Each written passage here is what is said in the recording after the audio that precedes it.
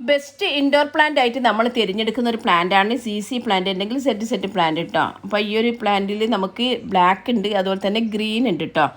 അപ്പോൾ ഇപ്പോൾ കാണിക്കുന്നത് ബ്ലാക്ക് സി പ്ലാന്റ്സ് ആണ്, പിന്നെ ഗ്രീൻ ഉണ്ട്.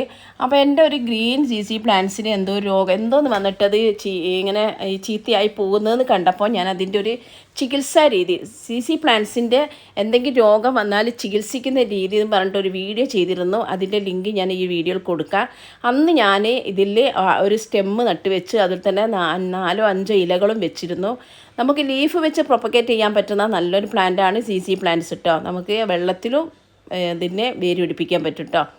അപ്പോൾ വെള്ളത്തിലുള്ള ഞാൻ അടുത്തൊരു വീഡിയോയിൽ കാണിക്കുന്നുണ്ട്. വെള്ളത്തിൽ വെച്ചിട്ട് നമ്മൾ ഈസി ആയിട്ട് എങ്ങനെ വേര് പിടിപ്പിക്കുക എന്നുള്ളത് അടുത്തൊരു വീഡിയോയിൽ കാണിക്കുന്നുണ്ട്.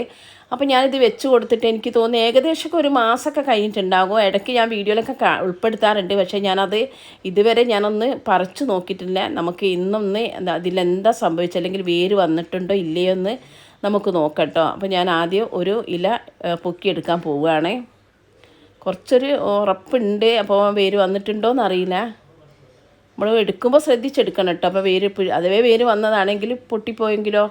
അപ്പോൾ ഇതിൽ കുഞ്ഞ് വേര് വന്നിട്ടുണ്ട്, ചെറിയൊരു ഉരുളക്കിഴങ്ങ് പോലുള്ള ഒരു ബൾബ് വന്നിട്ടുണ്ട്.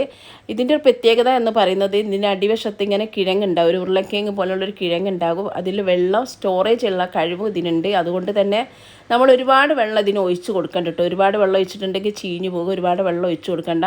അന്ന് ഞാൻ ഒരുപാട് വെള്ളം ഒന്നും ഒഴിച്ചിട്ടല്ല, എനിക്ക് അറിയുന്നത് കൊണ്ട് ഞാൻ ഒരുപാട് വെള്ളം ഒഴിക്കാറൊന്നുമില്ല. എന്തോ പറ്റിയിട്ട് അത് ഉണങ്ങിയിരുന്നു. അപ്പോൾ ഞാൻ ഉണങ്ങുന്നതിൻ്റെ മുന്നേ തന്നെ മുഴുവൻ നശിക്കേണ്ടെന്ന് വെച്ചിട്ടാണ് ഇതുപോലെ കുറച്ച് എടുത്തിട്ട് വെച്ചിട്ടുള്ളത് കേട്ടോ.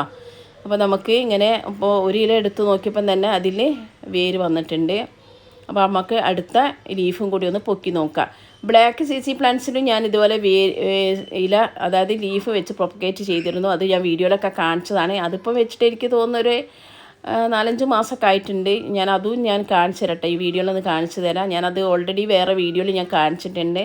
അപ്പോൾ ഒന്നും കൂടി ഞാൻ പൊക്കി നോക്കാം കേട്ടോ. ഒന്നും കൂടി എടുത്ത് നോക്കട്ടെ ഇതിലെന്താണെന്നറിയില്ല. ഇതിൽ നന്നായിട്ട് വേര് വന്നിട്ടുണ്ട്. മറ്റേതിനെക്കാട് നല്ല രീതിയിൽ വേര് വന്നിട്ടുണ്ട്. അപ്പോൾ മുഴുവനും ഞാൻ പൊക്കുന്നില്ല, ഞാൻ വേറെ വീഡിയോയിൽ ഫുള്ളായിട്ട് എല്ലാ ലീഫും കാണിച്ചിരുന്നുണ്ട്. അപ്പോൾ ഇതിൽ കണ്ടില്ല, ഇതിലും നല്ല രീതിയിൽ വേരും മറ്റേതിനെക്കാട്ടി കുറച്ചും കൂടി കുഞ്ഞ് ആ ബൾബ് ഒന്നും കൂടി വലുതായിട്ടുണ്ട് കേട്ടോ. നല്ല രീതിയിൽ തന്നെ വേര് വന്നിട്ടുണ്ട്.